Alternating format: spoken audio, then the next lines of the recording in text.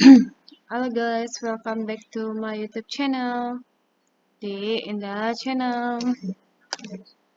Baik teman-teman, hari ini saya mau memberikan video tentang sosialisasi penyusunan rencana kegiatan atau RK DAK Bidang Kesehatan tahun 2023. Jadi kemarin baru ada sosialisasi dari Kemenkes.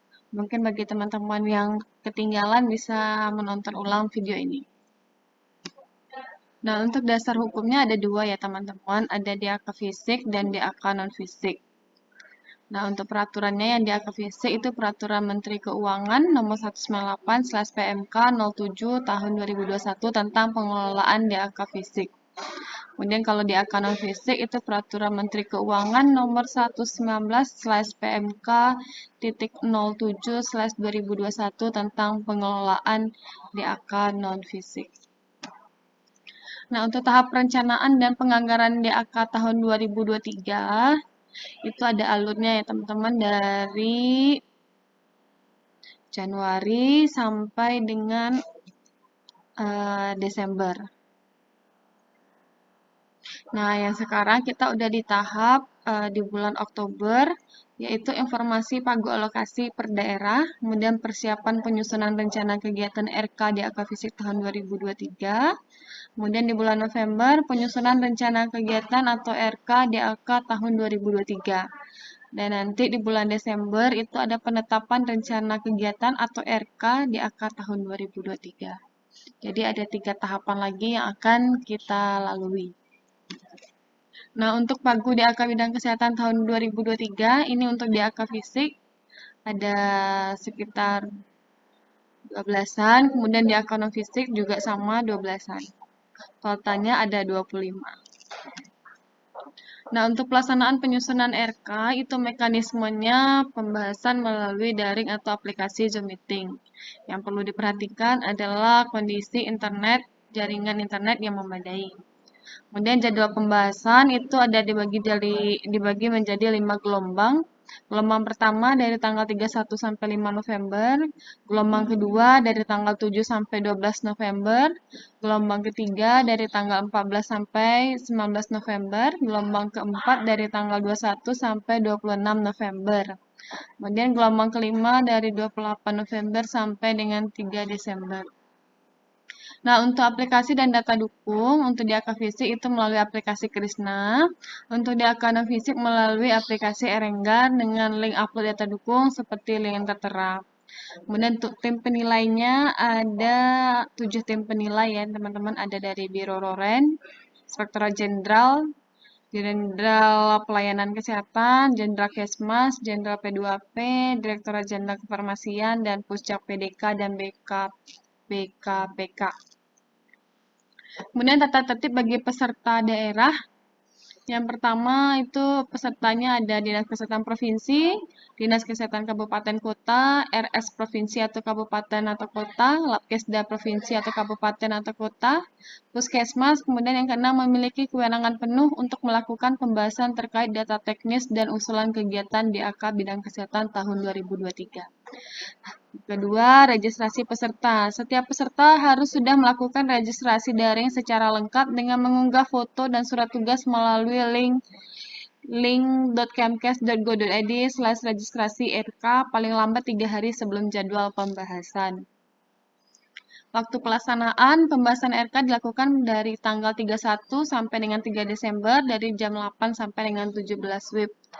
Kedua, Biro Roren tidak menerima konsultasi pada masa pembahasan RK. Kemudian peserta pembahasan hadir tepat waktu sesuai dengan jadwal yang telah ditentukan, yaitu 10 menit sebelum Zoom dimulai. Kemudian tidak ada waktu pembahasan tambahan di luar jadwal yang telah ditetapkan.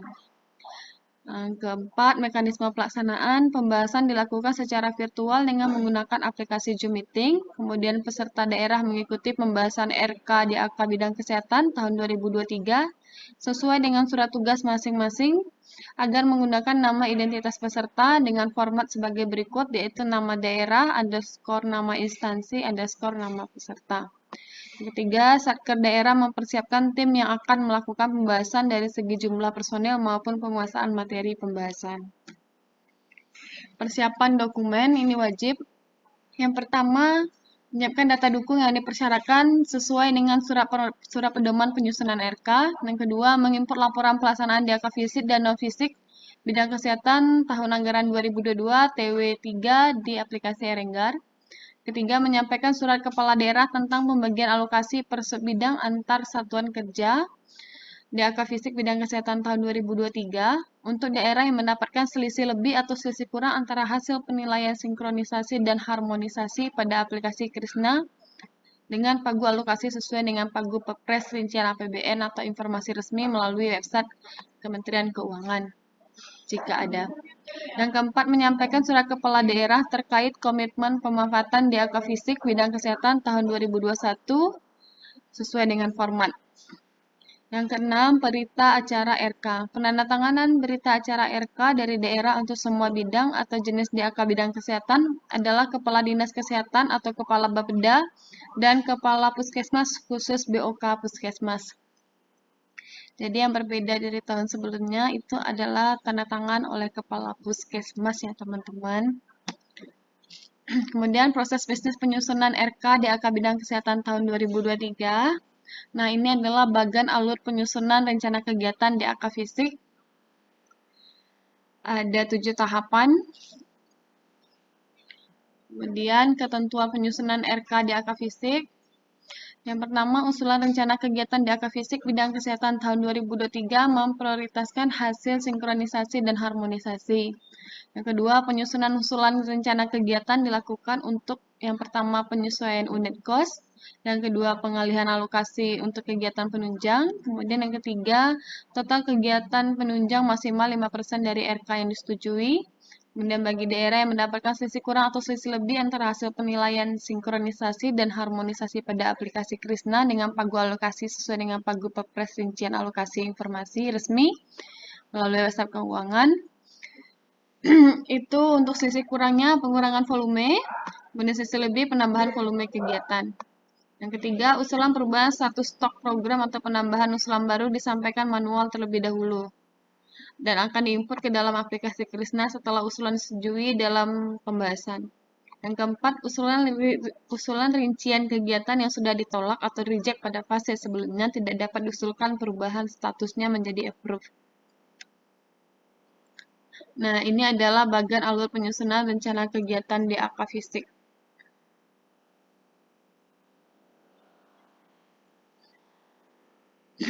Yang pertama, membuka proses budgeting RK. Loren akan membuka proses budgeting RK pada aplikasi Erenggar, kemudian membahas RK level komponen.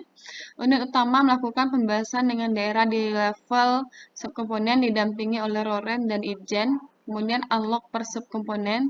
Unit utama melakukan unlock usulan di level subkomponen untuk setiap subkomponen yang memerlukan perbaikan saja. Kemudian input atau edit perbaikan, daerah melakukan edit usulan perbaikan di level subkomponen sesuai dengan hasil pembahasan. Kemudian submit perbaikan, daerah melakukan submit perbaikan di level subkomponen. Kemudian approval per subkomponen. Setelah usulan RK disetujui, maka unit utama melakukan klik approval di level subkomponen.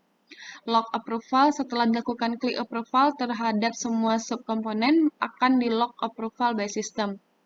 Memproses tanda tangan daerah. Setelah lock approval oleh unit utama, daerah mengunggah tanda tangan Kepala Dinas Kesehatan Provinsi untuk BOK Provinsi atau tanda tangan Kepala Dinas Kesehatan Kabupaten Kota untuk BOK Dinas Kabupaten Kota atau tanda tangan Kepala Dinas Kesehatan Kabupaten Kota dan Kepala Puskesmas untuk tanda tangan BOK Puskesmas.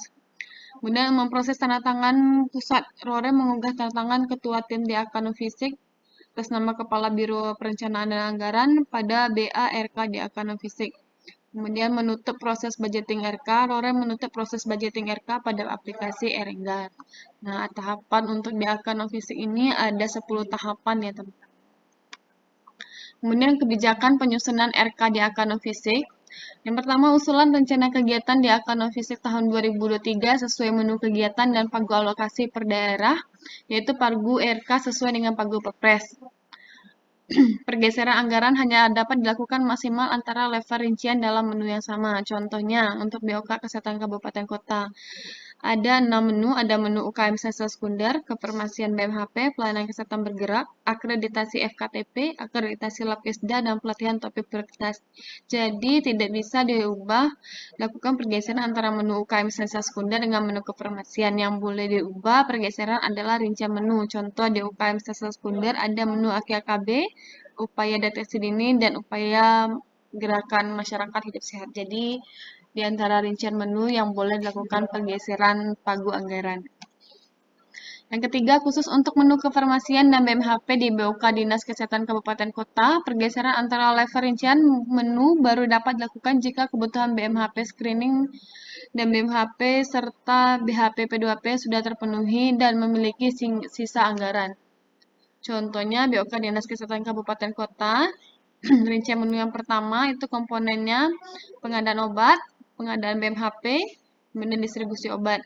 Rincian kedua, komponen 1, rapid HIV, cartridge CCM, lopersida malaria, RDT malaria, strep gula darah, dan rega surveillance. Jadi yang bisa dilakukan pergeseran adalah rincian komponen dari masing-masing rincian menu.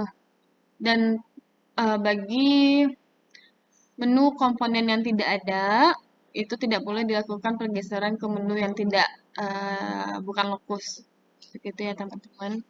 Dan yang keempat, pemerintah daerah menentukan distribusi alokasi perincian menu kegiatan, upaya kesehatan masyarakat, atau UKM esensial sesuai dengan prioritas dan kebutuhan daerah untuk BOK provinsi, BOK kabupaten kota, dan BOK puskesmas dengan ketentuan sebagai berikut. Yang pertama, Kepala Dinas Kesehatan Provinsi membagi alokasi UKM esensial tersier pada BOK Provinsi perincian menu. Kedua, Kepala Dinas Kesehatan Kabupaten Kota membagi alokasi UKM esensial sekunder pada BOK Kabupaten dan UKM esensial primer pada BOK Puskesmas perincian menu. Kemudian Kepala Dinas Kesehatan Kabupaten Kota membagi pagu alokasi per puskesmas per menu per kegiatan sesuai dengan prioritas dan kebutuhan masing-masing puskesmas. Nah, sekian itu untuk persiapan kita di daerah untuk melakukan proses RK agar seluruh prosesnya sampai dengan selesai sehingga RK-nya terbit nanti pada bulan Desember. Terima kasih bagi teman-teman yang sudah menonton. Bagi yang ingin bertanya boleh ditanyakan di kolom komentar ya. Jangan lupa untuk dibantu like, komen, dan subscribe-nya. Terima kasih.